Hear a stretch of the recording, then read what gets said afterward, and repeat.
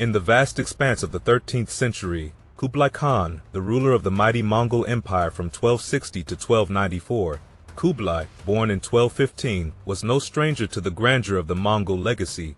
As the second son of Tolui and the grandson of the legendary Genghis Khan, he inherited a lineage of conquerors. While his elder brother, Mongke, held the reins of the Mongol Empire, Kublai was appointed as the viceroy of the northern reaches of China. Patient and strategic, Kublai seized the opportunity to weave a network of support and assemble a team of skilled advisors, with Liu Bingjong standing prominently among them. The duo embarked on campaigns alongside Mongke, aiming to extend Mongol influence over southern China still under the grip of the Song dynasty. The Mongol forces, guided by Kublai's calculated leadership, journeyed through Tibet and subdued the Dali kingdom in 1257. Plans were set in motion for a formidable four-pronged attack on the vulnerable underbelly of Song China. However, fate intervened with the unexpected death of Mongke in 1259, halting the campaign in its tracks. Amidst the chaos that followed Mongke's demise, a civil war erupted over the successor to the Mongol throne.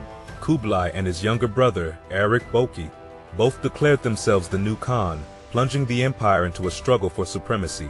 The civil war raged on until 1264, with Kublai ultimately emerging as the Great Khan, the universal ruler of the Mongol Empire. The title of Great Khan, while prestigious, was a mere fragment of Kublai's ambitions. His eyes were set on a far grander prize, the throne of the Chinese emperor. The Mongol Empire, now fractured into various khanates, saw Kublai vying for control. His determination, backed by support from Central Asian princes, mastery over the Mongol imperial bodyguard, and the vast resources of China, paved the way for his ascent. As Kublai Khan ascended to the throne, the sprawling land south of the Yangtze River beckoned as the final conquest in his vision for a unified China. The Song dynasty, formidable and resilient, marshaled an army exceeding 1 million soldiers, armed with cutting-edge gunpowder weapons. The ensuing conflict, marked by naval battles featuring colossal ships, would become a protracted struggle lasting 11 years. The Song, recognizing the Mongols' prowess in fast cavalry, adopted a strategy of static warfare, fortifying key cities and river crossings. Kublai, undeterred, embarked on a relentless campaign, systematically dismantling the Song defenses one stronghold at a time. The siege of the strategically vital city of Xiangyang, lasting 5 years, exemplified the perseverance and technological superiority of the Mongols. In 1275, a crucial Kurultai was convened to chart the course of the final phase of the campaign. The Mongols crossed the Yangtze in March 1275, initiating an unstoppable march that culminated in a decisive land and sea victory. With defections among Song generals, infighting within the imperial court, and the brutal sacking of Changzhou, the end of the Song dynasty loomed. Empress Dowager and young Emperor Gongzong capitulated in 1276, marking the surrender of Linan, the capital. The royal family, taken captive, was transported to Beijing. Though pockets of resistance endured for 3 more years, with 2 young emperors briefly ascending the throne, the Mongols stamped out any semblance of opposition. The Song dynasty, once rich and powerful, paid the price for political disunity, lack of military investment, absence of mobile cavalry, and technological stagnation. The decisive naval battle near Yaishan in 1279 sealed the fate of the Song dynasty, marking the first time China had been unified since the 9th century. In the political tapestry of Kublai Khan's empire, the capitals played a pivotal role. In 1263, the Mongol capital shifted from Karakoram to Xanadu, strategically located in northeast China. Designed by Liu Bingjong, Xanadu boasted Earth-circuit walls, towers, and a magnificent palace complex spread across 25,000 hectares. It became the summer capital of the Mongol Empire. However, in 1273, the mantle of the main capital passed to Daidu, also known as Khanbalik and present-day Beijing. Symbolizing the Mongol dominance in China, Daidu stood as a testament to Kublai's vision. Balancing his time between the two cities, Kublai continued to indulge in traditional Mongol pursuits like hunting and savoring fermented mare's milk.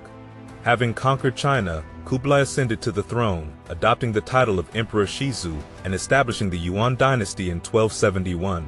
Remarkably, he embraced Chinese culture, a departure from his Mongol predecessors. The emperor donned traditional Chinese robes, opting for a sedan chair over a horse. This was a calculated effort to present himself as the rightful ruler in the eyes of the Chinese people. Behind the facade of cultural assimilation, Kublai strategically placed non-Chinese individuals in key administrative roles, ensuring that real power remained in Mongol hands. While maintaining the traditional administrative structure, Kublai abolished civil service examinations favoring Confucian-educated Chinese officials. The Mongol capital, Karakorum, had no adherence to Chinese imperial court protocol, emphasizing that Kublai's Chinese emperor persona was tailored exclusively for the Chinese populace. Kublai's policies extended to social segregation, with Mongols officially deemed superior to the Chinese. Measures were enacted to prevent intermingling, such as forbidding Chinese from adopting Mongol names, wearing Mongol attire, or learning the Mongol language.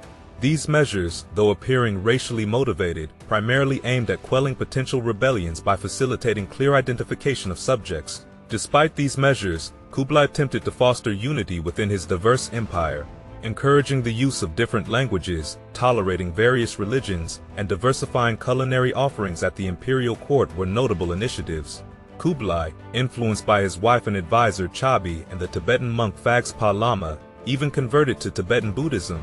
Yet, his grand vision of a unified language based on Tibetan and Sanskrit failed to gain traction beyond the court.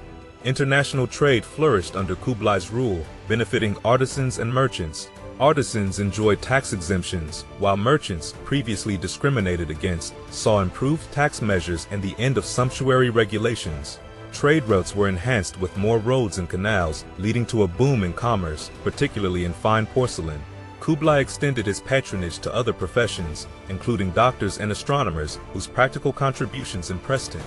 While Kublai's reign brought forth an era of economic prosperity and cultural exchange, the shadows of political segregation and social control loomed large over his empire. As Kublai Khan reveled in the glory of his conquests and the establishment of the Yuan Dynasty in China, his ambitions extended beyond the Asian mainland. The distant islands of Japan, seemingly impervious, drew his attention. In 1274, Kublai set forth an invasion fleet, a precursor to what would become a defining chapter in the history of the Mongol Empire. The initial foray, while displaying Mongol military prowess, did not delve deep into Japanese territory. Curiously, the invaders withdrew, perhaps due to supply issues, the death of Mongol general Lu Fushang, or the mission being merely reconnaissance. This seemingly inconsequential decision proved fateful, as a sudden storm struck, decimating a third of the Mongol army and severely damaging the fleet. Forced to retreat to Korea, the Mongols faced an unexpected setback. Undeterred, Kublai Khan, ever the diplomat, dispatched 2 embassies to Japan in 1275, demanding tribute once more. However, the Japanese response was more dismissive than before. They beheaded the ambassadors. This grim turn of events provided the Japanese with an interlude to fortify their defenses, anticipating an inevitable second invasion. The Grand Invasion Fleet of June 1281 dwarfed its predecessor, comprising 4,400 ships and around 100,000 men, a mix of Mongol, Chinese, and Korean warriors. Hakata bore the brunt of the fighting, but resilient fortifications withstood the Mongol assault. The invaders, facing significant losses, retreated to Iki Island, relentlessly pursued by Japanese ships launching raids using small boats. Kublai managed to dispatch reinforcements from China, adding another 40,000 men to the campaign. The combined fleets shifted eastward and attacked Takashima, resulting in a fierce battle on August 12. Weeks of intense fighting, coupled with shortages of supplies, led to a precarious situation for the Mongols. Then, nature intervened once again. On August 14th, a typhoon, later known as kamikaze or divine winds, wreaked havoc, destroying a substantial portion of the Mongol fleet. The surviving ships sailed back to China, leaving half to two-thirds of the Mongol force either dead or stranded on the beaches of Amari Bay. Kublai Khan, undeterred by these setbacks, continued his campaigns across Asia, facing challenges in Vietnam, Burma, and Java. His diplomatic overtures to Japan remained unsuccessful, as the island nation steadfastly resisted integration into the Chinese tribute system. In the latter years of Kublai's reign, discontent simmered, particularly as taxes rose to fund expensive foreign exploits. A major rebellion erupted in Tibet in the early 1290s, while border skirmishes persisted in China's western territories. Kublai's health deteriorated, marked by chronic gout and rheumatism, and he died of natural causes in 1294 at the age of 79 or 80, an exceptional lifespan for a Mongol ruler. His body was laid to rest in a secret location, probably in Mongolia, following tradition, and an extravagant tomb, if it exists, has eluded discovery. Kublai's legacy endured through his grandson Timur, who succeeded him as Khan and Emperor of China. The Yuan Dynasty, founded by Kublai, enjoyed a few decades of stability but faced dynastic disputes and never regained the pinnacle of his reign. The Ming Dynasty eventually supplanted the Yuan in 1368. For the world, Kublai Khan's court and empire, immortalized by accounts like Marco Polo's, became synonymous with opulence and power. The summer capital of Xanadu, in particular, captured the imagination as a symbol of Mongol grandeur. While Genghis Khan claimed accolades for military might, Kublai, in Western eyes, became the enduring image of the quintessential Oriental potentate, reaping the rewards of Mongol supremacy in the Middle Ages.